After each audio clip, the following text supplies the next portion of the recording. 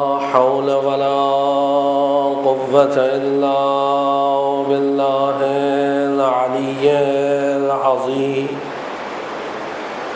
حسبنا الله ونعم الوكيل نعم المولى ونعم النصير الحمد لله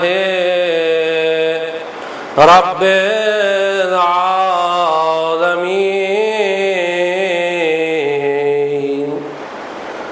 والعاقبة لأهل التقوى واليقين والصلاة والسلام على أشرف الأنبياء والمرسلين حبيب إله العالمين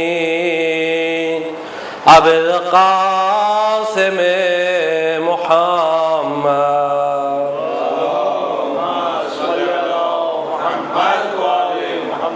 صلى الله عليه وآله المعصومين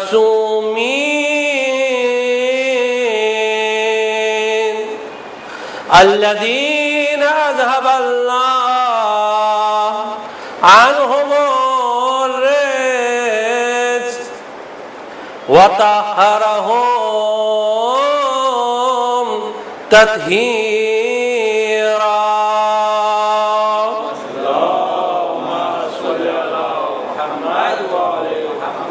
سيما بقية الله في الأرض إمام زماننا وولي أمرنا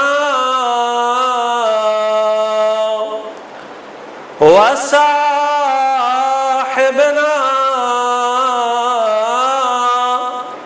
ومولانا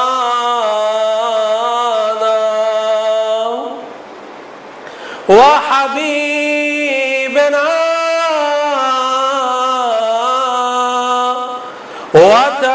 وطبيبنا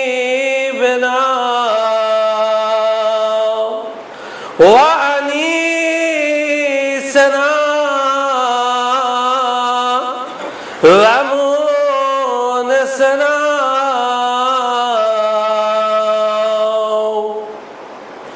الكهف الحسين وغياث المضطر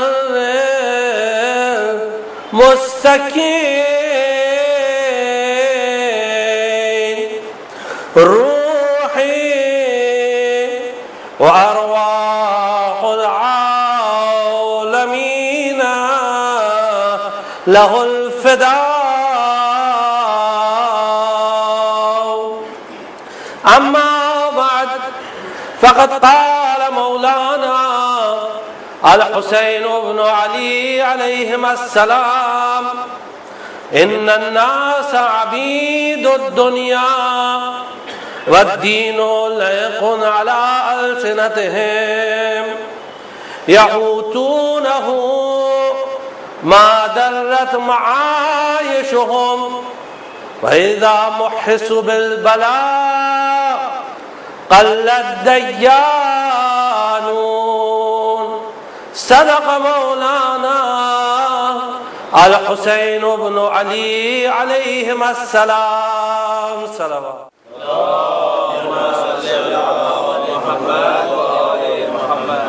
سید الشہداء امام حسین علیہ السلام دوسری محرم کو کربلا کے میدان میں اپنے اصحاب سے خطاب کرتے ہوئے فرماتے ہیں کہ تمام لوگ دنیا کے غلام ہیں. ان الناس عبید الدنیا والدین لائق علی السنتہم، اور دین ان کی زبان پر صرف چپکا ہوا ہے. یہوتونہ، جسے وہ گھماتے رہتے ہیں. ما درت معایشہم، جب تک کہ ان کی زندگی چلتی رہتی ہے ان کو لطف آتا رہتا ہے، وہ لطف لیتے رہتے ہیں دین کے نام سے.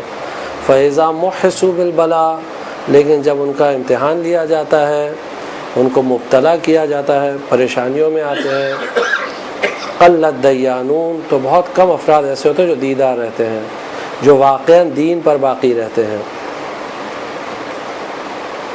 سلسلے کو آگے بڑھانے سے پہلے دو چیزیں تھیں۔ ایک سوال یہاں کل ہوا تھا مجلس کے بعد، اگر جو لوگ مزاج سے واقف ہیں وہ جانتے ہیں کہ ہم تقریباً ہر عشرے میں اس بات پر تاکید کرتے ہیں کہ جو ہم نے کہا اگر اس کے متعلق کوئی بھی سوال ہو تو آپ پوچھ سکتے ہیں، اور جب چاہے پوچھ سکتے ہیں، کوئی مسئلہ نہیں ہے۔ تو لیکن جو ہم نے کہا اس کے متعلق، ہاں، اس سے موضوع سے ہٹ کے نہیں، جو موضوع میں بات ہو رہی اس پہ، ورنہ باقی تو العلم للہ۔ ایک صلوات پڑھ دیجئے۔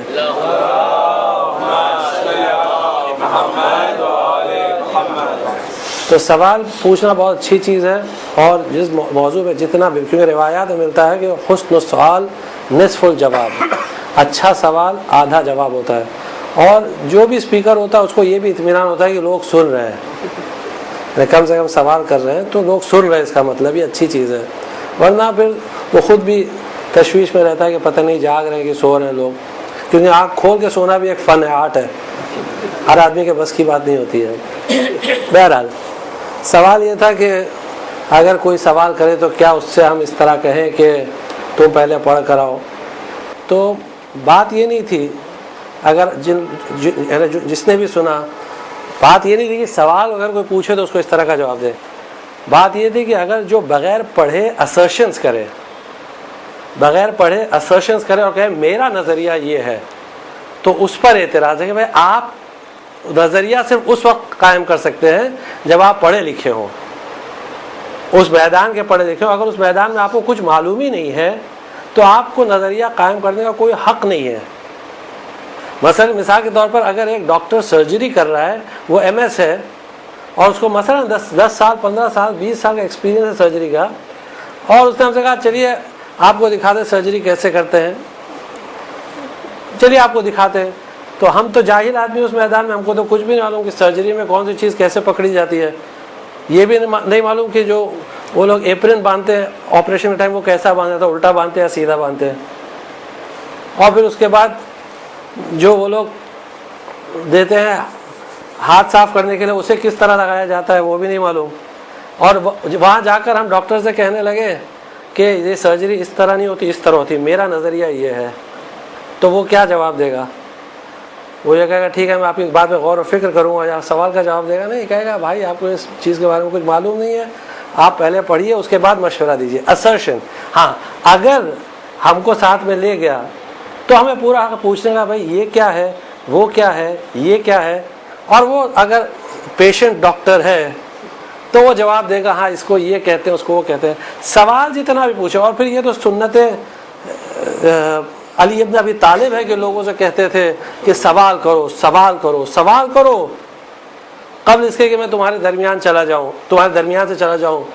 اور عرب سوال کیا کرتے تھے کہ ہمارے بال میں جو کتنی ہے، اونٹ کے ہمارے بال کتنے ہیں، آسمان میں تارے کتنے ہیں، کیونکہ ان کی جو بدھی تھی وہیں تک چلتی تھی، اونٹ میں کتنی جو ہے، ہمارے بال میں کتنی جو ہے، اونٹ میں کتنے بال ہیں، آسمان میں کتنے تارے ہیں، اس کے علاوہ ان کا دماغ چلتا نہیں تھا۔ تو سوال جتنا بھی کرے کوئی مسئلہ نہیں ہے، اور سوال کرتے رہے، اور قرآن نے حکم دیا ہے فَاسْأَلُوا أَهْلَ الذِّكْرِ، سوال کرو صاحبان ذکر سے، ان کنتم لا تعلمون من البینات والزبر، اگر تمہیں معلوم نہیں ہے تو تم سوال کرو، اچھی چیز ہے، بہت اچھی چیز ہے، سوال کرتے رہنا چاہیے۔ ہاں یہ کہ ادب کے ساتھ، جو پرسوں کی مجلس میں آپ کی خدمت میں عرض کیا تھا کہ جب کوئی سوال کرے تو یعنی جیسے ویسٹ میں کلچر ہے نا کہ کھڑے ہو کے بیچ میں روک کے اور اس سے اس کا فرسٹ نیم پکار کے اور اس سے سوال، وہ کلچر نہیں۔ اسلامی کلچر، اسلامی تہذیب یہ ہے کہ ادب سے سوال کریں۔ ایون اگر آپ جو لوگ واقف ہیں درس خارج میں یا علماء کے درمیان جو ان کا درس ہوتا ہے تو اسٹوڈنٹ بیچ میں سے سوال پوچھتے ہیں، اور جو پڑھاتا رہتا ہے وہ عالم ہوتا ہے یا مرجع رہتا ہے، صاحب رسالہ رہتا ہے، درس خارج کے مدرسین، درس خارج کے مدرسین، درس خارج کے اسٹوڈنٹس سب بیٹھ کے بیچ میں سوال کرتے ہیں۔ اگر ان کا نظریہ اس بات سے متفق نہیں تو بولتے ہیں، باقاعدہ بولتے ہیں کہ آقا یہ ایسا نہیں ہے، ایسا ہے، کوئی حرج نہیں اس میں، لیکن پڑھنے کے بعد اور سوال ادب سے. دوسری چیز ایک صاحب نے فہرست دی بہت لمبی چوڑی سوالوں کی, 3-4 موضوعات اس میں آ گئے, لیکن وہ خود آتے نہیں ہیں, خالی موضوع دے کے چلے گئے. یہ بھی اچھی چیز ہے, لیکن اگر وہ آئیں تو پھر پڑھیں تو اچھا رہے گا. ایک صلوات پڑھ دیجئے.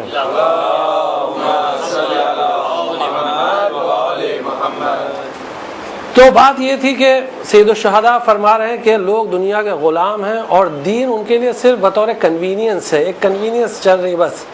اور جب ان کا امتحان لیا جاتا ہے تو وہ بہت کم اس میں کامیاب ہوتے ہیں, بہت کم دیدار افراد ہوتے ہیں. اور یہاں بات کر یہاں تک پہنچی تھی کہ روح کی زندگی علم ہوتی ہے, علم کی موت جہالت ہوتی ہے. اسی لیے انبیاء علیہ السلام نے قرآن میں بار بار اللہ میں پناہ لی ہے کہ ہم کو جاہلوں میں نہ بنا, انبیاء نے. اور اللہ نے بھی ان کو بعض اوقات یہ حکم دیا ہے کہ تم جاہلوں میں سے نہ بنو. اگرچہ یہ خطاب انبیاء سے, نبیوں سے تھا, ایڈریس نبیوں سے تھا, لیکن ایکچولی وہ ہم لوگوں کو بات بتائی جا رہی ہے, کیونکہ انبیاء تو سب معصوم ہوتے ہیں, نبی تو سب معصوم ہوتے ہیں, اور وہ کوئی عصمت سے ہٹ کے تو کوئی جاہل معاذ اللہ نعوذ باللہ بنے گا تو نہیں. تو یہ صرف ہمارے لیے ہے کہ تم کبھی جاہلوں میں نہ بنو, ورنہ اگر تم جہالت کے گھوڑے پر سوار ہوگے تو یہ جہالت تمہیں اٹھا کے پھینک دے گی. اگر کسی جاہل کے دوست بنو گے تو وہ جاہل تمہیں گمراہ کرے گا. اسی لیے جاہل سے دوستی بھی ریکمینڈ نہیں کی گئی ہے, سختی کے ساتھ منع کیا گیا. جاہل دیکھ لو تو اس سے دور رہو. اور اسی کے ساتھ ساتھ یہ ہے کہ بہت ہی احتیاط کرو, اور علم کے میدان میں جتنا زیادہ ہو سکے آگے بڑھتے رہو, جتنا ہو سکے. یعنی کبھی یہ نہ سوچے کہ اب ہم کو کافی نالج ہو گئی ہے. اب اس کے بعد دوسری منزل پر آتے ہیں جو غفلت کی منزل ہے, کہ غفلت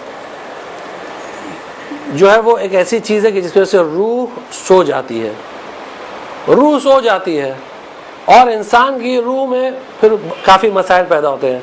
تو غفلت کے متعلق قرآن نے کافی ذکر کیا ہے اور روایات میں کافی ہے, لیکن یہاں صرف 2 آیتیں آپ کی خدمت میں عرض کرتے ہیں.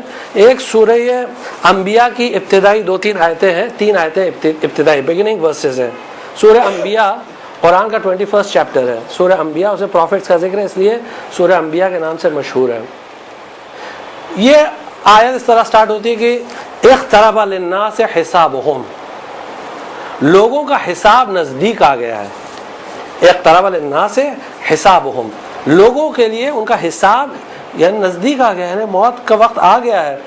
کسی کی موت کا زندگی کوئی بھروسہ نہیں ہے, کب کس کو آ جائے کوئی بول نہیں سکتا. تھوڑی دیر پہلے تک ہم بات کرتے رہے, اس کے بعد پھر پتہ چلا کہ تھوڑی دیر بعد چلے گئے, اللہ کو پیارے ہو گئے. کسی کو نہیں. آج کل تو موت الفجع, وعلیکم السلام, موت الفجع ہے. تو اقترب للناس حسابهم وهم فی غفلۃ معرضون, اور وہ غفلت میں اپنی پیٹھ دکھا کے چلتے چلے جا رہے ہیں. غفلت میں ٹوٹلی نیگلیجنٹ, یعنی متوجہ ہے ہی نہیں, دے آر ناٹ اٹینٹیو. اللہ کی طرف, رسول کی طرف, قرآن کی طرف, امام کی طرف, کسی کی طرف متوجہ نہیں, ان کی توجہ نہیں, اٹینشن نہیں ہے, صرف دنیا میں ہے. اور دنیا میں کیا ہے؟ ما یاتیہم من ذکر من ربہم محدث الا استمعوہ وہم یلعبون لاہیۃ قلوبہم. یہ قرآن کا اعلان ہو رہا ہے. ان کے پروردگار کی طرف سے ان کے پاس کوئی نیا ذکر آیا نہیں ہے, کوئی ریمائنڈر ابھی آیا نہیں ہے.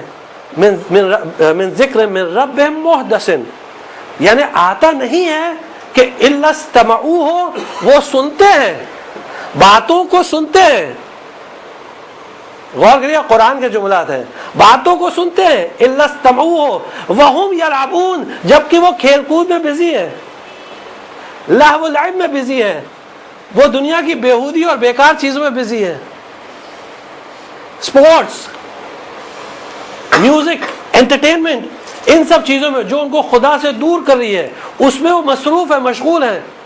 وہم یلعبون لاہیۃ قلوبہم, اب ان کے دلوں کے, ان کی روحوں کی یہ حالت ہے کہ وہ لہو کے عالم میں ہے, وینٹی میں ہے, ایک دم. الہاکم التکاثر, تکاثر نے یعنی دنیا کی زیادتی نے, اللہ نے تم کو دولت دی, اللہ نے تم کو ثروت دی, اللہ نے تم کو قوت دی, اللہ نے تم کو اقتدار دیا, تو اس لہو, ان چیزوں نے تم کو الہا کر دیا, یعنی تم بھٹک گئے اس کی وجہ سے. اتنا مصروف, اتنا بزی اور اتنا مشغول ہو گئے کہ اب نہ اللہ کی طرف متوجہ، نہ رسول کی طرف توجہ، نہ امام کی طرف توجہ، کسی کی طرف توجہ نہیں. ذکر آ رہا ہے لیکن دل متوجہ نہیں ہے. اور آج کل جو سب سے بڑی بلا ہے آج کے زمانے میں، یہ لاہیتاً قلوبہم پہ یاد آ گیا. لاہیتاً قلوبہم، ان کی روحیں لہو میں مبتلا ہیں، لہو العب میں. وہ کیا ہے آج کل سب سے بری بلا؟ یعنی کمپیوٹر کے بعد یہ موبائل فون، اور اب تو جو یہ آئی فون آ گیا یہ تو اور بری بلا ہے. اس میں ایپس، یہ وہ، لڑکے جوان گیمز میں لگے ہوئے ہیں، اور ایسی ایسی گیمز اور کمپیوٹر پہ گیمز کہ رات کو ایک حدیث ہے، یہ حدیث سن لیجیے، بہت انٹرسٹنگ ہے، یعنی بہت اچھی حدیث ہے. رسول اللہ کے بارے میں ملتی ہے کہ رسول اللہ کبھی بھی رات کو مسلسل سوتے نہیں تھے. جیسے ہم لوگ کیسے سوتے ہیں، 11-12 بجے سوئے تو پھر فجر کے 8 بجے اٹھتے ہیں، اس سے پہلے نہیں اٹھتے، سو رہے ہیں لگاتار. لیکن رسول اللہ ایسے نہیں تھے. رسول اللہ ہر تھوڑی دیر بعد اٹھ کر 2 رکعت 4 رکعت نماز پڑھ کے پھر سو جاتے تھے، اور ان کی نیند بالکل ہلکی رہتی تھی. یہ رسول اللہ کے بارے میں حدیث ہم نے پڑھی اور سنی، اور آج کے جوانوں کو دیکھا کہ ہر ایک گھنٹے یا 2 گھنٹے بعد اٹھ کے کمپیوٹر پہ سٹیٹس دیکھتے ہیں گیم کا، پتہ نہیں کچھ اس میں جمع کرتے رہتے ہیں. کچھ ہے، ہم تو کھیلتے نہیں، جانتے بھی نہیں، لیکن پوچھے بھائی کیا کر رہے ہو؟ کہا نہیں وہ سکور جمع کر رہے ہو، پوائنٹ جمع کر رہے کچھ. بھائی یہ جمع کرے تمہارے کام نہیں آئے گا. اس میں رات کو اٹھ کے 2 بجے بیٹھ کے پوائنٹس جمع کر رہے ہیں، کچھ کر رہے ہیں پتہ نہیں کیا. یہ لاہیتاً قلوبہم، ان کے دل انہی چیزوں میں مصروف ہیں، پلے میں، اسپورٹ میں، بیہودی چیزوں میں، جن کا دین سے کوئی تعلق نہیں، کوئی ربط نہیں، دنیا سے کوئی ربط نہیں. یعنی اگر اس میں کمائی ہو، اگر وہ چیز کر رہے ہیں تو ٹھیک ہے، ورنہ بیکار اور بیہودی چیزیں ہیں. تو یہاں قرآن کہہ رہا ہے کہ ان کا حساب نزدیک ہے. اقترب للناس حسابهم وهم فی غفلۃ معرضون، وہ غفلت میں ہیں اور پیٹ دکھا کے جا رہے ہیں. اور ذکر آیا نہیں ان کے پاس مگر یہ الا استمعوا وهم يلعبون. ابھی ذکر آیا نہیں، وہ سنتے ہیں، ہاں کسی نے تذکر دیا، کسی نے ریمائنڈ کیا، لیکن اس کی طرف متوجہ نہیں ہے. کیوں؟ وہ کھیل کود میں بزی ہے، کھیل کود میں بزی ہے. اور پھر اس کے بعد قرآن دوسری آیت میں سورہ یونس کی آیت نمبر 7 ہے، ان الذین لا یرجون لقاءنا، وہ لوگ جو ہماری ملاقات کی امید نہیں رکھتے ہیں. کیا عجیب جملہ ہے قرآن کا، ہماری ملاقات کی امید نہیں رکھتے، یعنی ان کو ایسا یقین ہے ہی نہیں کہ مرنے والے ہیں. ان کو ایسا لگتا ہے کہ موت دوسروں کے لیے ہے، جبکہ وہ جانتے ہیں کہ موت ایسی یقینی چیز ہے کہ جس سے کوئی انکار نہیں کر سکتا. اور ہر آدمی مسلسل کانسٹنٹ اسٹیٹ آف چینج میں ہے. جو بات اکثر ہم اس بات کو دہراتے ہیں کہ ہر بچہ یہ سمجھتا ہے کہ ہمارے ابا بوڑھے ہی پیدا ہوئے تھے، جب یہ پیدا ہوئے تو ان کی داڑھی سفید تھی. ایسا نہیں ہے، ابا بھی کبھی جوان تھے، آج بوڑھے ہو گئے، کل تم بھی بوڑھے بنو گے. جس طرح کل تم بچے تھے آج بڑے ہو گئے تو اس طرح کل تم بھی بوڑھے بنو گے. ہر ایک کو بوڑھا بننا، ہر ایک کو اس دنیا سے جانا ہے. قرآن یا سورہ یونس میں کہہ رہا ہے ان الذین لا یرجون لقاءنا ورضوا بالحیاۃ الدنیا واطمأنوا بها والذین کانوا بآیاتنا غافلون.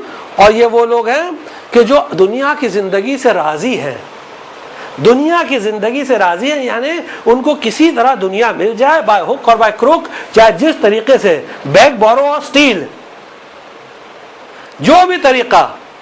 بس ان کا سلوگن کیا ہے کہ دنیا کے اس جہاں میں نقش و نگین ہے، اور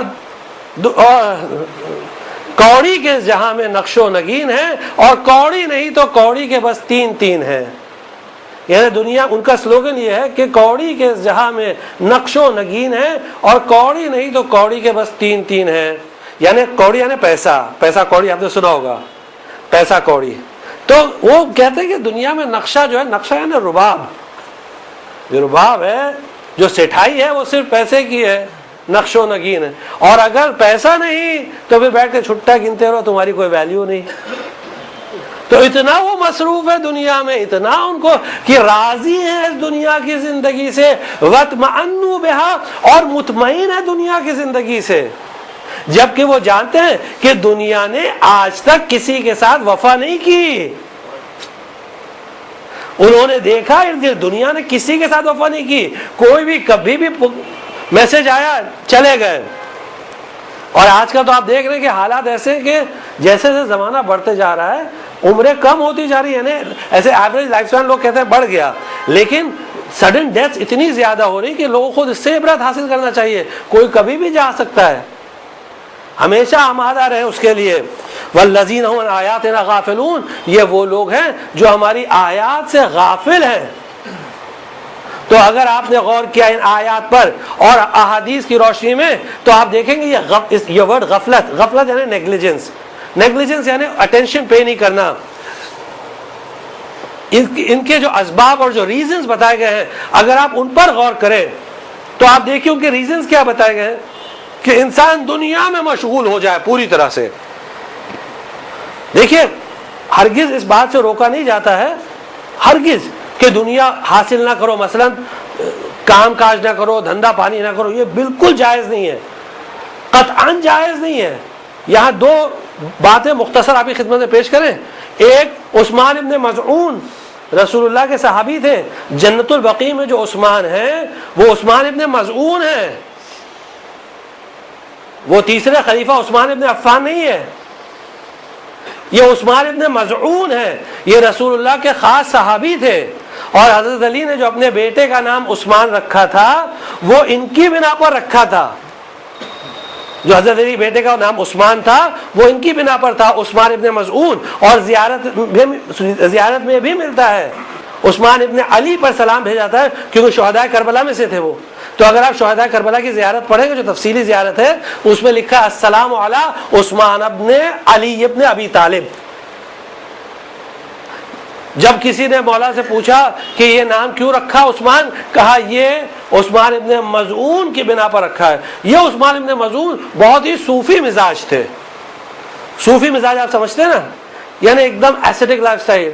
مثلا جا کے بیٹھے ہیں مسجد میں تو گھر آ ہی نہیں رہے، عبادت میں لگے ہوئے ہیں. حتیٰ کہ ان کی وائف نے جا کے کمپلین کیا یا رسول اللہ میرے شوہر جا کے مسجد میں بیٹھے رہتے، گھر کی پرواہ نہیں کرتے، گھر نہیں آتے اور ہم لوگ کی دیکھ بھال نہیں کرتے اور جو روابط ہیں جو ریلیشنز ہیں اس کو مینٹین نہیں کرتے ہیں. رسول اللہ کا عثمان کے پاس بھائی کیا کر رہے ہو؟ کہا یا رسول اللہ عبادت کر رہا ہوں. رسول اللہ رحمت للعالمین تھے نا، اور اعلیٰ خلق انک لعلی خلق عظیم کی منزل پر فائز تھے، خلق عظیم کی منزل پر فائز تھے، اس لیے بہت پولائٹلی بات کرتے تھے. رسول اللہ نے کہا کہ میں یہ دین ہرگز لے کر نہیں آیا ہوں، میرا یہ دین نہیں ہے، یہ روحانی یہ جو مونکس کی زندگی نہیں ہے، روحانیت کی لائف نہیں ہے. اسلام میں یہ ہے رسول اللہ کا میں خود نکاح کرتا ہوں، میرے خود بچے ہیں، میں خود یہ ساری چیزیں جو دنیا داری ہے کام دھندا سب میں کرتا ہوں، تم یہ کیا کر رہے ہو؟ یہ ہمارا دین نہیں ہے. جاؤ کام دھندا کرو، جاؤ بیوی بچوں کو سنبھالو. رسول اللہ نے عثمان بن مظعون کی مذمت کی.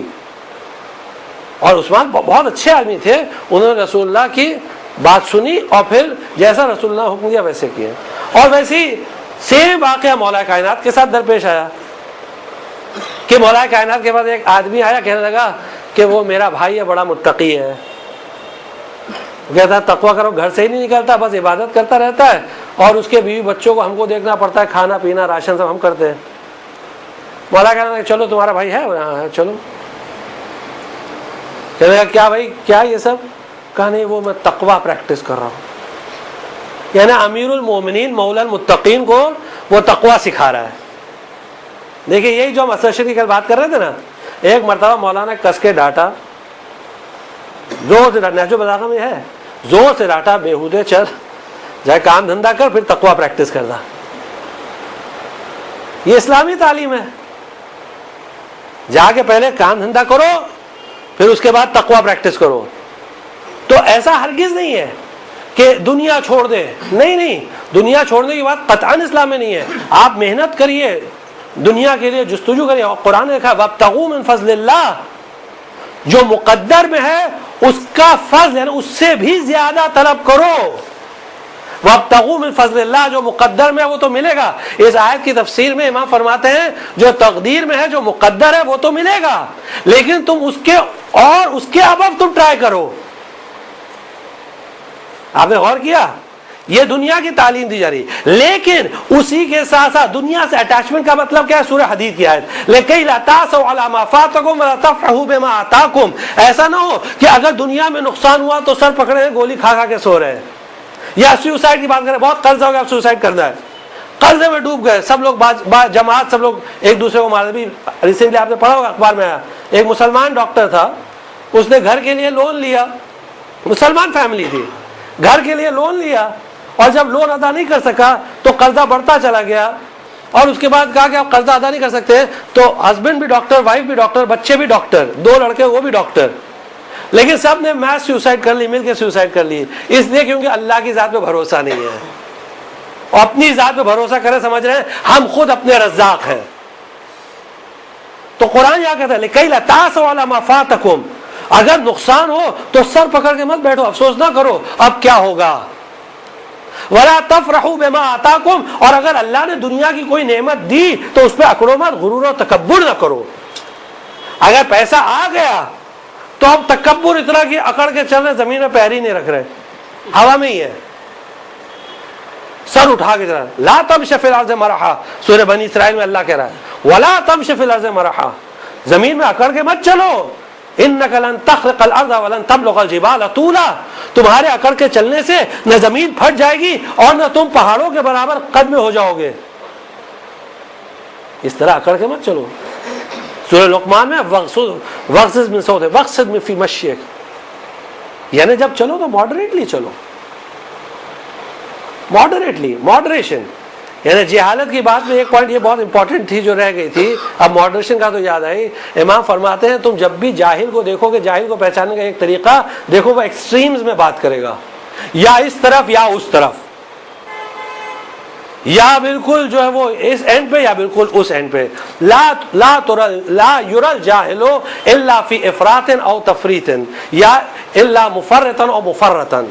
جاہل تم کو ملے گا نہیں ایکسپٹ ایکسٹریمز, لیکن جو واقعا مومن ہوتا ہے وہ ماڈریٹ رہتا ہے ہمیشہ, اور سب کی بات کو ناپتا ہے, تولتا ہے, اور اس حساب سے چلتا ہے, کبھی نہ اس ایکسٹریم میں نہ کبھی اس ایکسٹریم میں.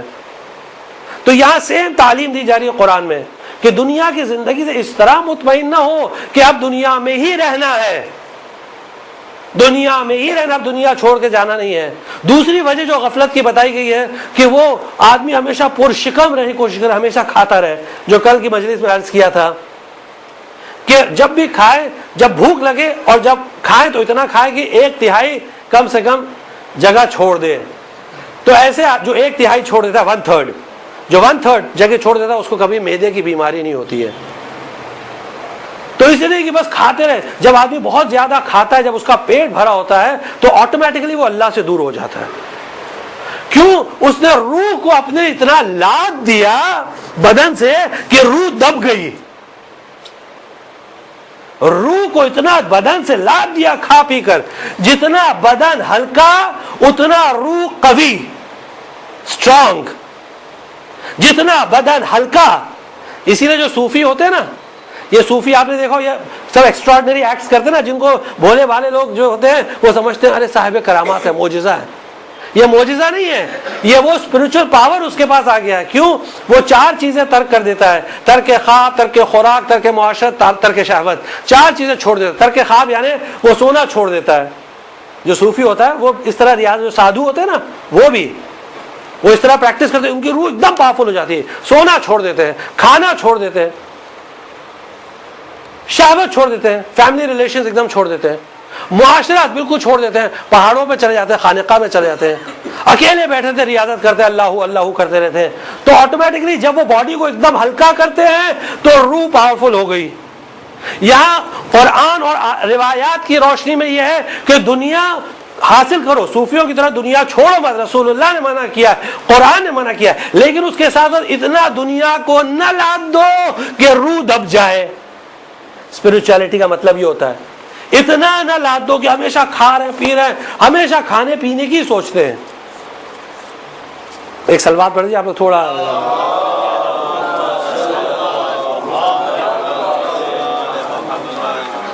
اور اس کے ساتھ ساتھ اگر دنیا میں کوئی اقتدار مل گیا, دنیا کی کوئی پوسٹ مل گئی, کوئی بڑے آفیسر بن گئے, پولیس میں, انکم ٹیکس میں, ادھر ادھر, یا پالیٹکس میں, کہیں بھی کوئی ذرا سا بھی اگر پاور آیا ہے دنیا کا پاور، کبھی اس پاور سے مطمئن مت ہوئیے، کبھی اس پر گھمنڈ اور تکبر نہ کرے، کیونکہ یہ کسی کا پاور رہنے والا نہیں ہے. اور جو خود دنیا کا، اور یہ آج کا پاور تو آپ جانتے ہیں اس کی، جو خاص کر ہمارے یہاں ڈیموکریسی میں تو پاور نام کی تو کوئی چیز ہی نہیں ہے. 4 سال بعد پبلک ایسا اڑاتی ہے کہ وہ بیچارہ کہیں کا نہیں رہ جاتا. آپ جانتے ہیں یہ تو ہمارے یہاں تو بہت اچھا سسٹم ہے. لیکن اگر ہمارے یہاں سے چھوڑ دیجئے، جن لوگوں نے 40 سال حکومت کی، اس کے بعد جب پاور سے ہٹائے گئے تو جن لوگوں نے ہٹایا ان کے پیر پر گر گئے کہ جان بخش دو، پورا سونا لے لو. یہ ان کا پاور ہے. اور یہ بھی کچھ نہیں، ہارون رشید کے پاس تو اتنا پاور تھا کہ اس زمانے میں 66% آف دا ورلڈ پہ اس کی حکومت تھی. اس ٹائم کی جو دنیا تھی اس کی 66% آف دا ورلڈ پہ ہارون رشید رول کرتا تھا. آپ سمجھتے ہیں کیسا ہوگا؟ کیا پاور ہوگا اس کے پاس، کیا اقتدار تھا. اور جب بہلول سے کہنے لگا بہلول میرے پاور کے مجھے قیمت بتاؤ کیا ہے، بہلول نے پوچھنا شروع کر دیا کہ بھائی کیا پاور کی قیمت ہے. سمجھو اگر تمہیں بیماری ہو گئی کہ وہ استنجا نہیں کر سکتا، کیا کرے؟ اس نے کہا ڈاکٹر کو جو پیسہ مانگا دوں گا. اگر اس پہ راضی نہیں ہوا، اس نے بالکل مختصر اس نے کہا آدھی حکومت دے دوں گا. تو بھی نہیں تو کہا پوری حکومت دے دوں گا، لیکن صحت تو ہے، جان ہے تو جہان ہے. اس نے کہا تیری حکومت کی قدر جو وہ ایک پیشاب کے قطرے کے برابر ہے. یہ ویلیو ہے تیری حکومت کی. اور ایسے ہی جا کے بیٹھ گئے اس کے تخت پر. بہلول لوگوں نے خوب پٹائی کی، رونے لگے زور زور سے، چیخ مار مار کے. ہارون آ گیا، کہنے لگا بہلول رو کیوں رہا ہو؟ ان لوگوں نے مارا، غلط کیا کہ تمہارے آدمیوں نے مارا. کہا غلط کیا، میں ڈانٹوں گا. تو کہا نہیں اس لیے نہیں، میں تمہارے حال پہ رو رہا ہوں. کیوں؟ کہا میں تھوڑی دیر بیٹھا تو اتنی مار پڑی، اور تو جو اتنے سالوں سے بیٹھا ہے تیرا کیا انجام ہوگا؟ بہت مار پڑے گی. دنیا کا اقتدار اگر آتا ہے، ذرا سا بھی اقتدار، تو آدمی اپنے آپے میں نہیں رہتا، اپنے کنٹرول میں نہیں رہتا.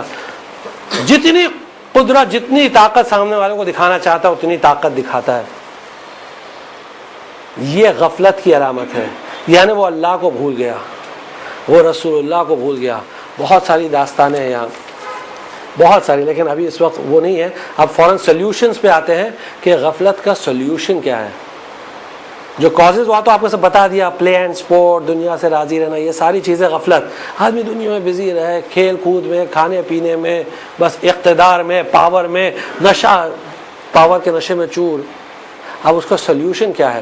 ویسے تو سلیوشن بہت ہیں روایات میں، حدیث میں، لیکن اگر اس پہ ایک ایک پہ ڈسکشن شروع کریں تو 10 مجلس کم پڑے گی، کیونکہ ائمہ نے اتنی تعلیمات دی ہے کہ ایک ہی پوائنٹ پہ آپ سنیں، ہو سکتا ہے کہ آپ تھک بھی جائیں کہ ایک ہی پوائنٹ پہ اتنا بول رہے ہیں، کچھ اور موضوع بدلیے. لیکن ائمہ نے تعلیم دی ہے، ساری چیزیں حدیث و کتاب موجود ہیں. صرف 2 کا ذکر کرتے ہیں، صرف 2 کا بس، تاکہ آپ اس کی طرف متوجہ ہو جائیں. بس 2 چیزوں کا ذکر. غفلت، نیگلیجنس کا اپوزٹ ہے حفظ، یاد رکھنا. اب حفظ ہمیشہ انسان متوجہ رہے، اللہ کی طرف متوجہ رہے، قرآن کی طرف متوجہ رہے، نبی کی طرف متوجہ رہے، امام کی طرف متوجہ رہے، حدیث کی طرف متوجہ رہے. ان سب چیزوں کی طرف متوجہ رہنے کے لیے، اٹینٹو رہنے کے لیے ہمیشہ انسان کو چاہیے کہ وہ ان چیزوں کی طرف دیکھتا رہے جو اس کو اللہ کی یاد دلائے، رسول کی یاد دلائے، امام کی یاد دلائے، قرآن کی یاد دلائے، حدیث کی یاد دلائے. ہمیشہ اس میں بزی رہنا چاہیے، ہمیشہ. اور اس کا طریقہ کیا ہے؟ قرآن نے کہا ان الذکر تنفع المؤمنین، یاد دہانی، reminders are good for believers. مسلسل یاد دلاتے رہنا چاہیے.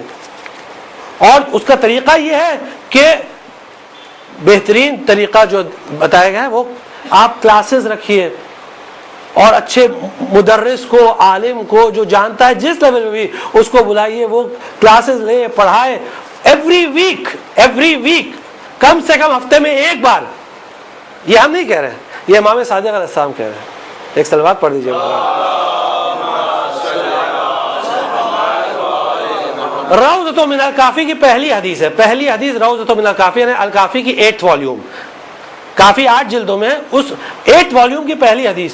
امام فرماتے ہیں کہ تم اپنے ہفتے کا ایک دن رکھو، پورا دن، امام پورے دن کی بات کر رہے ہیں، ایک بیس جو تمہاری چھٹی ہوتی ہے، حدیث میں جمعہ لکھا ہے کیونکہ جمعہ کو چھٹی ہوتی ہے، اب جمعہ تو یہاں چھٹی نہیں ہوتی تو سنڈے کو ہوتی ہے، ٹھیک ہے سنڈے کو امام فرماتے ہیں پورا دن دینی تعلیم کے لیے رکھو اور علم حاصل کرو، اور جو تم پڑھو زکوٰۃ کے طور پر پڑھاؤ۔ علم کا زکوٰۃ کیا ہے؟ پڑھانا۔ جب آپ نے علم حاصل کیا جتنے لیول پہ، ضروری نہیں کہ مجتہد بننے کے بعد ہی آدمی پڑھائے، اور ضروری نہیں کہ خاص لباس والے ہی پڑھائے، جس کو جتنا معلوم ہے اتنا پڑھائے، ہاں حد سے زیادہ تجاوز نہیں کرے، اپنے لمٹ کے باہر نہیں جائے، جتنا معلوم ہے اتنا پڑھائے، اتنا بولے، یہ زکوٰۃ العلم ہے۔ اور جو اس دن آپ کی خدمت میں پرسوں حدیث نقل کی تھی، اس حدیث کو دوہرا رہے ہیں آج کہ فضیل ابن یسار چھٹے امام کے صحابی امام کی خدمت میں حاضر ہوتے ہیں، امام نے سوال کیا فضیل سے، تجلسون و تحدثون، کیا تم لوگ بیٹھتے ہو اور حدیثوں پہ ڈسکشن کرتے ہو؟ یا امام نے حدیث لفظ یوز کیا، حدیثوں پہ ڈسکشن کرتے ہو، ہماری حدیثیں بیان کرتے ہو کہ نہیں؟ امام سوال کر رہے ہیں فضیل سے، فضیل نے جواب دیا ہاں مولا کرتے ہیں۔ اب امام کا جملہ سن لیجیے، امام فرماتے ہیں کہ تلک المجالس احبھا، مجھے یہ مجلسیں، یہ گیدرنگز تمہاری بہت پسند ہے، احبھا، مجھے بہت محبوب ہے یہ مجلسیں، میں بہت پسند کرتا ہوں۔ دیکھیے امام کو پسند ہے جب آپ جمع ہوتے ہیں، ایٹ لیسٹ ہفتے میں ایک بار انسان کو ڈیڈیکیٹ کرنا چاہیے، ڈیووٹ کرنا چاہیے، احبھا فاحیوا امرنا، اور اس کے ذریعے ہمارے امر کو زندہ رکھو۔ امر یعنی اہل بیت علیہ السلام کی تعلیمات، ٹیچنگز آف اہل بیت علیہ السلام کو زندہ رکھو ان حدیثوں کے ذریعے۔ کیوں؟ امام جانتے تھے کہ ہماری حدیثوں پر مسلسل اٹیک ہوتا رہے گا اور لوگ بولتے رہیں گے یہ حدیثوں کی طرف دھیان مت دو، صرف قرآن دیکھو قرآن میں ایسا بولتے جیسے خود قرآن پڑھ رہے ہیں۔ نہیں، امام نے فرمایا حدیثوں کے ذریعے۔ جب راوی نے پوچھا آپ کا امر کیسے زندہ ہوتا ہے، امام نے فرمایا ہماری تعلیمات کو سیکھو اور پھر دوسروں کو سکھاؤ۔ یہ ہر ایک مسلمان پر، ہر ایک اہل بیت کے چاہنے والے پر واجب ہے، واجب ہے۔ ایک جوان ایک کلاس میں جاتا تھا تو ان کے والد کو اعتراض تھا کہ یہ خواہ مخواہ اپنا سنڈے ضائع کرتا ہے، سنڈے کو گھر پر رہنا چاہیے۔ تو انہوں نے مولانا سعادت حسین خان صاحب قبلہ مرحوم افتخار العلماء، بہت بڑے عالم دین تھے، ان کے پاس جا کر والد صاحب نے شکایت کی بیٹے کی کہ یہ دینی تعلیم کے پیچھے پڑا ہوا کلاس میں جاتا ہے، یہ کرتا ہے وہ کرتا ہے۔ تو انہوں نے سعادت حسین خان صاحب نے لڑکے کو بلایا، مرحوم نے، مولانا نے لڑکے کو بلایا اور کہا بیٹا تم کہاں جاتے ہو، تمہارے والد صاحب شکایت کر رہے تھے۔ تو اس نے اپنی کتاب بتا دی، مولانا یہ حدیثیں پڑھتا ہوں، یہ عقائد پڑھتا ہوں، یہ تاریخ پڑھتا ہوں، دکھا دیا۔ مولانا نے دیکھا ایک مرتبہ مطالعہ کا، بہرحال وہ تو مولانا تھے، افتخار العلماء تھے، اتنے بڑے عالم تھے، وہ تو 1 منٹ میں بھاپ گئے کہ یہ کیا چیز ہے۔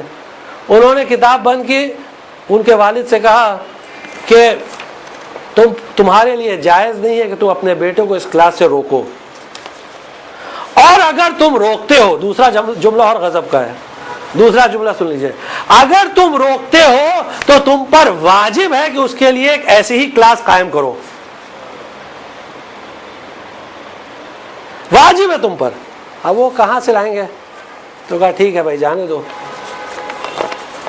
تو اس لیے یہ انتظام ہوتے رہنا چاہیے، جو بھی کرے جیسا بھی کرے، کلاس پاک صاف ہو، کلاس میں امام زمان کا ذکر ہو، کلاس میں اہل بیت علیہ السلام کا ذکر ہو، کلاس میں مولا کائنات کا ذکر ہو، ان کی حدیثوں کا ذکر ہو، ان کی تاریخ، ان کی سوانح آیات، ان سب چیزوں کا ذکر ہو، تاکہ ان کا امر زندہ رہے اور یہ چیز پاس ہوتی رہے نیکسٹ جنریشن۔ عام طور سے مدرسوں کا سسٹم کیا ہوتا ہے دنیا میں کہ 15-16 سال کی ایج میں بولتے ہیں مدرسہ کمپلیٹ، لیکن ایکچولی وہ ٹائم ہوتا ہے جب بچے کو سب سے زیادہ ضرورت ہوتی ہے، جب وہ کالج میں جاتا ہے۔ اس ٹائم پہ جب وہ جاتا ہے تب حملہ ہوتا ہے چاروں طرف سے، اور آج کل تو آپ جانتے ہیں جو اغیار ہیں، جو شیعوں کے دشمن ہیں، انہوں نے بڑی بڑی تنظیمیں بنا رکھی ہیں تبلیغ کرنے کے لیے، اور وہ مسلسل حملہ کرتے رہتے ہیں، مسلسل اٹیک کرتے رہتے ہیں. تو یہ کلاسز بہترین طریقہ ہوتا رہتا ہے. اپنے بچوں کی حفاظت کریے. امام صادق علیہ السلام فرماتے ہیں کہ اپنے بچوں کو دینی تعلیم دو قبل اس کے کہ مرجئہ انہیں تم سے چھین لے جائیں. مرجئہ اس زمانے میں ایک سیکٹ تھا جو تبلیغ میں بہت پاورفل تھا، جیسے آج کل کی جماعتیں ہیں نا، تو ویسے اس زمانے میں مرجئہ تھے. تو یہاں امام فرماتے ہیں مجھے پسند ہمارے امر کو زندہ رکھو، اور پھر فرماتے ہیں یا فضیل، اے فضیل، من ذکرنا، جس نے ہمارا ذکر کیا، او ذکرنا عندہ، یا اس کے سامنے ہمارا ذکر کیا گیا، ہمارا نام لیا گیا. امام فرما رہے ہیں اور اس کی آنکھوں سے ایک قطرہ آنسو نکلے، ایک قطرہ آنسو، اور وہ آنسو جو مکھی کے پر کے برابر ہو، اللہ اس کے تمام گناہوں کو معاف کر دے گا. ائمہ نے کافی دعا کی ہے. یہ جب مجلس اور مصائب میں ہم روتے ہیں تو کبھی کبھی انگریزی میں رونے لگتے ہیں، بالکل خاموشی کے ساتھ. انگریز جس طرح روتے ہیں، انگریزوں کو رونا اچھا نہیں لگتا، ان کا مزاج نہیں ہے رونے کا. جب تک کہ موت سامنے آ کے نہیں کھڑی ہوتی ہے اس وقت تک کہ وہ روتے نہیں ہیں. جس کے سامنے آتی وہ روتا ہے، ہاں اگر موقع ملا تو. لیکن امام صادق علیہ السلام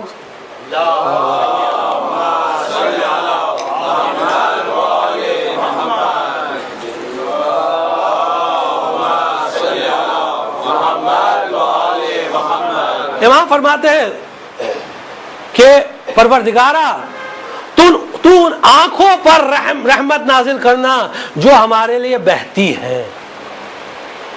پروردگارا تو ان دلوں پر رحمت نازل کرنا جو ہمارے لیے بے چین ہوتے ہیں اور جل جاتے ہیں. دل ہمارے مصائب سن کر ان کے دل جل جاتے ہیں. احترقت عربی میں جو لفظ استعمال کیا گیا ہے، دل کا جل جانا، دل کا کباب ہو جانا جل کر، ہمارے مصائب سن کر. پروردگارا ان رخسار پر ترس کھانا، رحمت نازل کرنا، یہ چیکس پر جو سید الشہداء کی قبر پر جا کر اپنے رخسار کو اس طرح ملتے ہیں پلٹ پلٹ کر.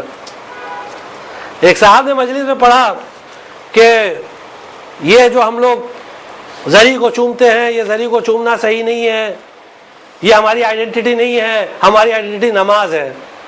ماشاءاللہ، اتنی بڑی ان کی نماز ہو گئی، ان کی آئیڈینٹی ہو گئی.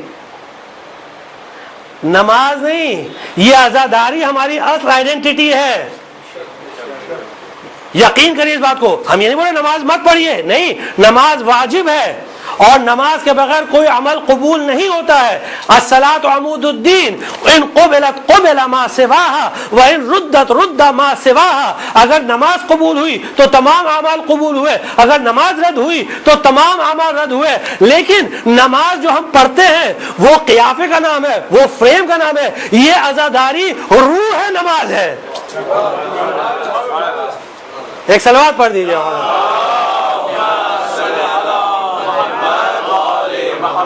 خدا کی قسم اگر یہ عزاداری، یہ ولایت علی بن ابی طالب، یہ عزاداری سید الشہداء اور یہ غم اہل بیت اگر نکال دے جائے زندگی سے تو ہماری بھی وہی حالت ہوگی جو آپ دوسروں کی دیکھ رہے ہیں. یہ جان ہے، جان. تو یہ ذکر کرتے رہیں، امر کو زندہ کر کے زور سے گریا کریں. امام صادق علیہ السلام فرماتے ہیں پروردگارا ان رخسار پر رحمت نازل کر جو سید الشہداء کی قبر پہ جا کر اپنے رخسار رگڑتے ہیں. زری پر، اب آواز تو قبر نہیں ہے، زری ہے، تو زری پر جا کر رخسار کو ملیں، چیکس کو ملیں. پروردگارا ان آوازوں پر رحمت نازل کر جو زور سے بلند ہوتی ہیں، جو زور سے بلند ہوتی ہیں ہمارے لیے، ہمارے لیے بلند ہوتی ہے. اسی لیے امام زمان علیہ السلام دعا ندبہ میں فرماتے ہیں کہ فَلْيَبْكِ الْبَاقُونَ، اگر کسی کو رونا ہے تو سید الشہداء پر رونا. وَيَزِجَّ الزَّاجُونَ وَيَعِجَّ الْعَاجُونَ، یہ عربی کے لفظ ہیں. زجہ کریا کرنا، عجہ آدمی ایک دم یعنی جیسے جوان بیٹا چلا گیا، سب کچھ لٹ گیا. واقعہ سید الشہداء کی منزلت سمجھیے. ایسی مجلسیں قائم کریے، امر کو زندہ رکھیے. اور آیت اللہ وحید خراسانی فرماتے ہیں، ابھی زندہ ہے، اللہ ان کی حفاظت کرے، مرجع دینی ہے، کہتے ہیں یہ عزاداری، یہ ان کا جملہ، یہ ہمارا نہیں ہے، یہ عزاداری یہ صرف 2 مہینے کا کام نہیں ہے، یہ سال بھر کا کام ہے. لیکن یہ 2 مہینہ عزاداری کی بہار ہے. پورا سال اس عزا کو زندہ رکھیے. یہ سید الشہداء کا ماتم. امام فرماتے ہیں اگر ایک قطرہ آنسو نکلے تمام گناہ معاف ہو جائیں گے. یہ حدیث متفق علیہ ہے، تمام شیعہ علماء نے اس کو ایکسپٹ کیا ہے. سارے علماء رجال نے جتنے حدیث میں راوی ہیں سب کو ریلائبل قرار دیا ہے. حدیث صحیح ہے اور کوئی اس حدیث کو رد نہیں کر سکتا یہ کہہ کے کہ حدیث ضعیف ہے. کوئی بھی اس حدیث کو، فضیل ابن یسار کی حدیث کو رد نہیں کر سکتا. امام فرماتے ہیں اللہ اس کے تمام گناہوں کو معاف کر دے گا، چاہے وہ اوشین سمندر کے جھاگ کے فوم کے برابر ہی کیوں نہ ہو. کتنا بڑا سمندر. یہ سید الشہداء کے غم کی تاثیر ہے. گریہ کریں. لیکن اس کے بعد جو امام فرماتے ہیں کہ اس کے ساتھ ساتھ یعنی ظاہر سی بات ہے دوسری عبادتیں تو ہے ہی ہیں. جب انسان دینی تعلیم حاصل کرے گا تو نماز کا پابند ہوگا، روزے کا پابند ہوگا، دعاؤں کا پابند ہوگا، مناجات کا پابند ہوگا.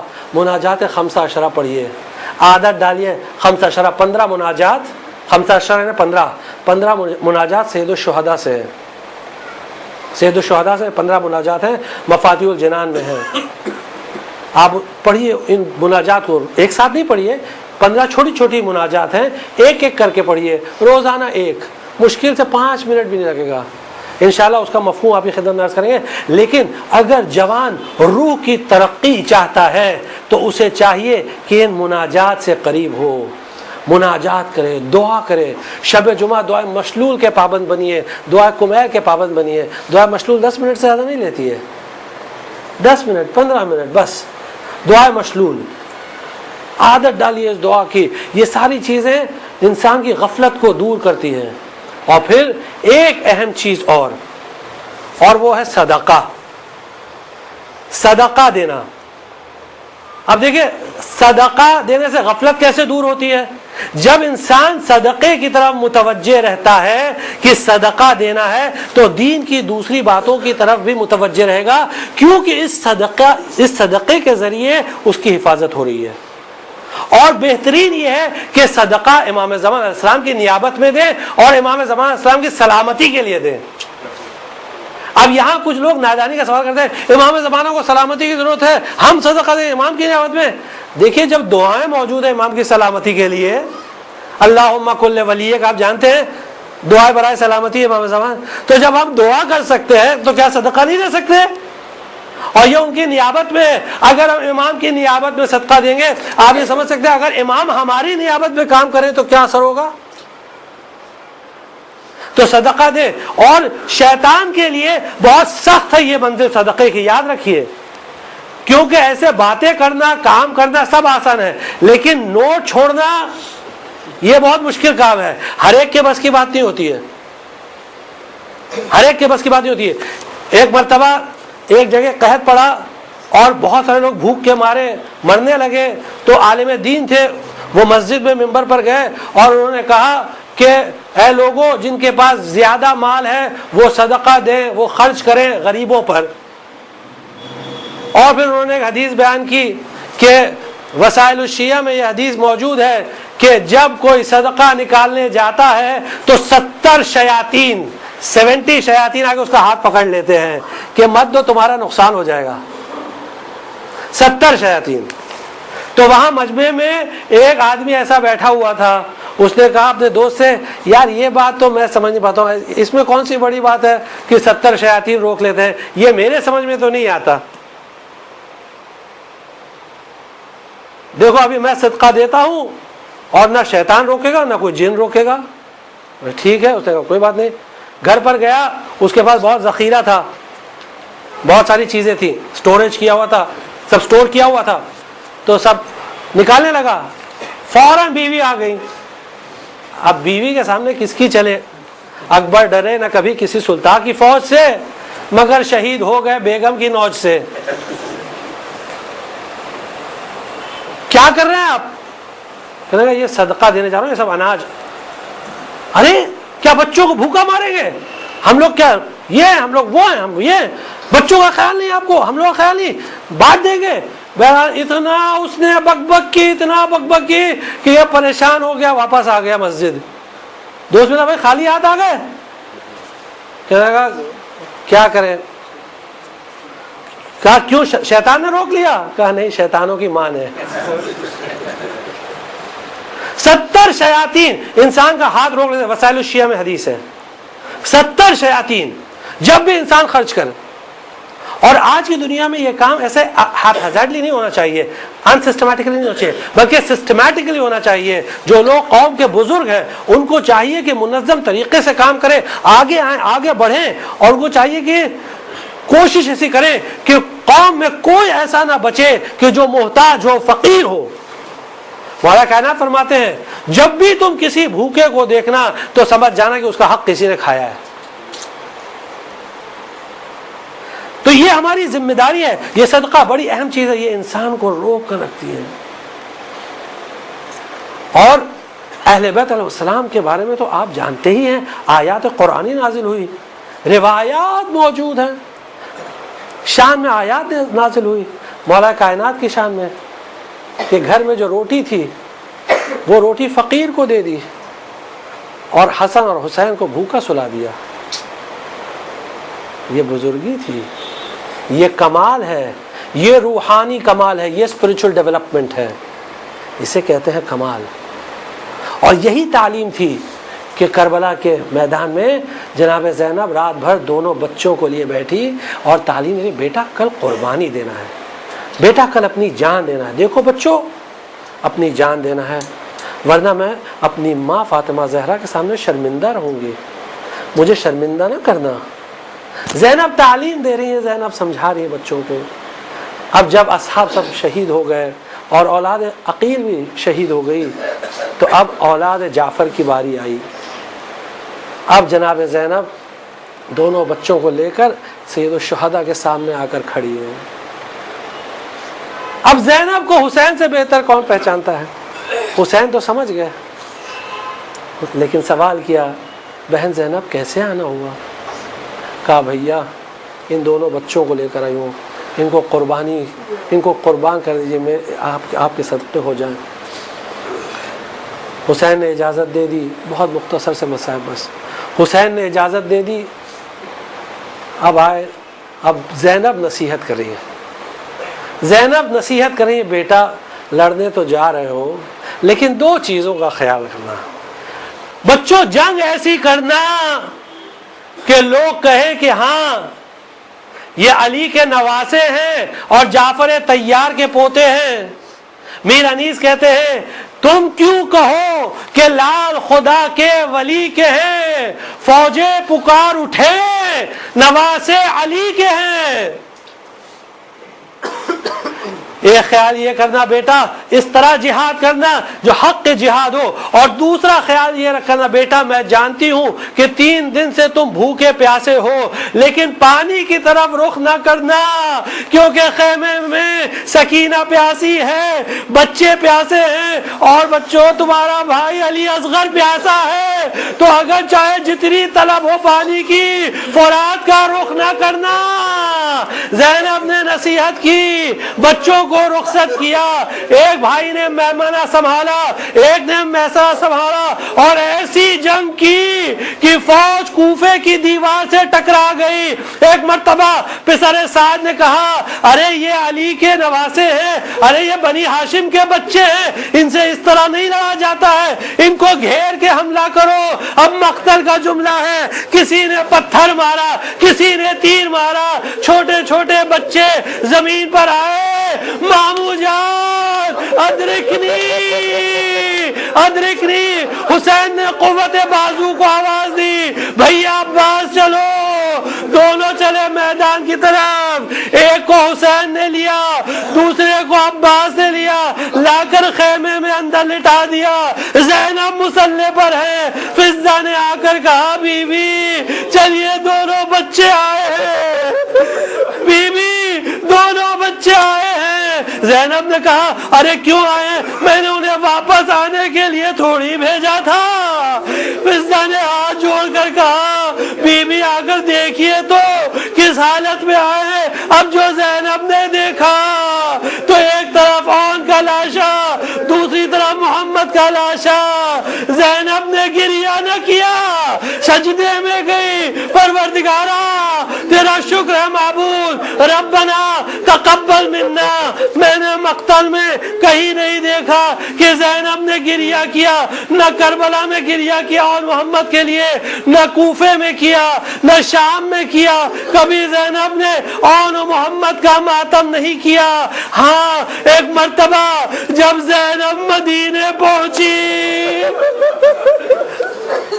اور شوہر عبداللہ کے اصرار پر جب گھر میں داخل ہوئی تو جیسے ہی دو چھوٹے چھوٹے بستروں کو دیکھا، ایک اور کا بستر، دوسرا محمد کا بستر، ارے ماں کا کلیجہ،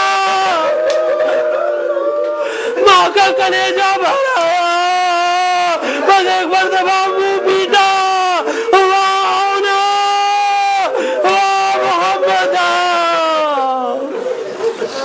وَسَيَعْلَمُ الَّذِينَ ظَلَمُوا أَيَّ مُنقَلَبٍ يَنقَلِبُونَ إِنَّا لِلَّهِ وَإِنَّا إِلَيْهِ رَاجِعُونَ رَضًا بِقَضَائِهِ تَسْلِيمًا لِأَمْرِهِ لَا مَعْبُودَ سِوَاهُ۔ پروردگارا امام زمانہ علیہ السلام کے ظہور میں تعجیل فرما، پروردگارہ امام زمانہ علیہ السلام کے ظہور میں تعجیل فرما، بحق الزہراء امام زمانہ علیہ السلام کے ظہور میں تعجیل فرما، بحق الحسین امام زمانہ علیہ السلام کے ظہور میں تعجیل فرما، ہم کو ان کے اعوان و انصار میں شمار فرما۔ پروردگارہ جو لوگ پریشان حال ہیں ان کی پریشانیوں کو دور فرما، جو مقروض ہیں ان کے قرضوں کو ادا کر، پروردگارہ جو بیمار ہیں ان کو شفاء کامل و عاجل عطا کر، پروردگارہ جو لوگ وطن سے دور ہیں ان کو ان کے وطن لوٹا دے، پروردگارہ جو لوگ اسیر ہیں ان کی رہائی کا اسی وقت ان کی رہائی کو اسی وقت مقدر فرما۔ پروردگارہ ہم کو دنیا میں زیارت حسین اور آخرت میں شفاعت حسین سے مشرف فرما۔ وآخر دعوانا الحمدللہ رب العالمین۔